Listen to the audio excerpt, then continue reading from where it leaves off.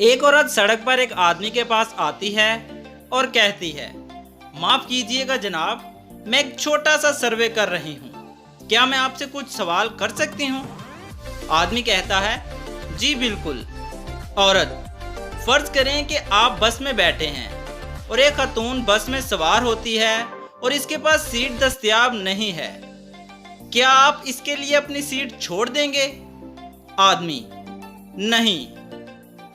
इस औरत ने अपने पास मौजूद पेपर पर नजर दौड़ाते हुए बेअदब के खाने पर टिक करते हुए दूसरा सवाल किया। औरत, अगर बस में सवार खातून हामला हो तो क्या आप अपनी सीट छोड़ देते? आदमी, नहीं।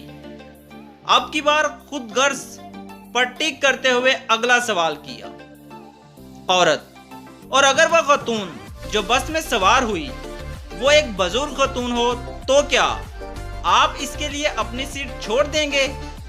आदमी, नहीं। औरत गुस्से से, तुम एक नहायत खुदगर्ज और बेहिस आदमी हो जिसको खवातीन का, बड़े का और ज़ईफ अफराद के अदब नहीं सिखाए गए, कहते हुए औरत आगे चली गई। पास खड़े दूसरे आदमी जो ये बातचीत सुन रहा था वो इस पहले बंदे से पूछता है कि इस औरत ने इतनी बातें सुनाई, तुमने कोई जवाब क्यों नहीं दिया?